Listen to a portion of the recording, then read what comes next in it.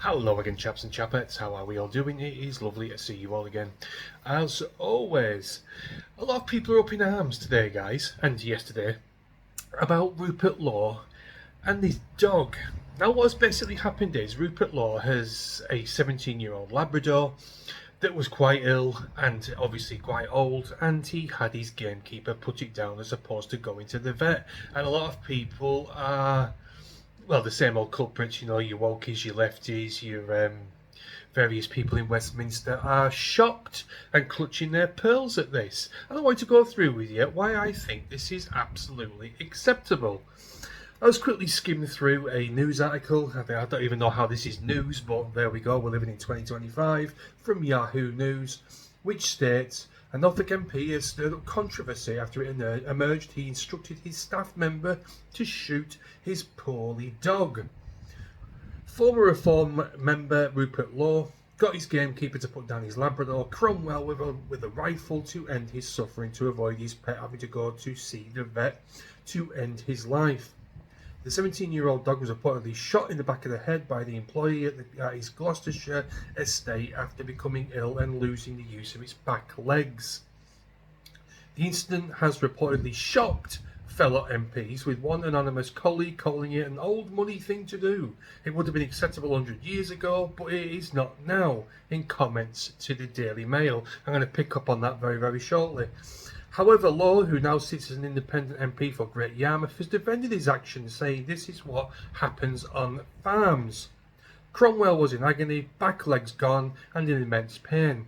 His life was over. I asked a professional to do the humane act. Rather than wait for a vet, which Cromwell hated, we chose to instantly end his suffering on my farm, where the dog felt at home. You see, there are procedures put in place in this country for various things, particularly, to do with this story anyway, to do with humane acts of ending a animal's suffering. Now, it's all very clean, very clinical, and a stranger does it for you, puts your dog down, you hold it in your arms. It's a horrible thing to do. I had to go through it quite a few years ago with my old family pet, and it was absolutely heartbreaking. Yet what Rupert Lowe decided to do was equally humane. It was in a controlled environment, it was in a familiar environment for the dog, it was on the farm, its home where it's been for 17 years, and it's a very quick and painless way to go. Well, I assume it is, and I've actually been through it myself, of course. Having a firearm unloaded into the back of your head, yeah, I should imagine it's quite instantaneous. I'd also like to pick up on MPs, of all people, picking up on this, saying how cruel and immoral it is. Yet the same MPs who have voted to, of course, kill babies up until 9 months of pregnancy, and of course are going through the humane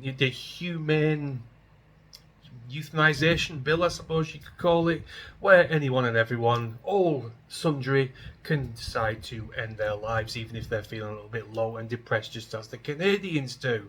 And not to mention, of course, the allowance of kosher and halal slaughter. I mean, putting a knife across an animal's throat and letting it ride around and bleed to death for 5, 10, possibly 15 minutes is not cruel at all, because it sets a certain agenda.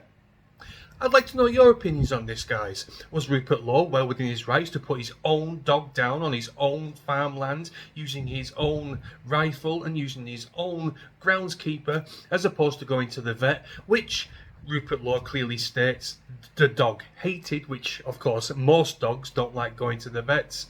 I think he was well within his rights. Let me know what you think in the comments. And by the way, guys, I am an avid dog lover, and even I still think this is more than morally correct.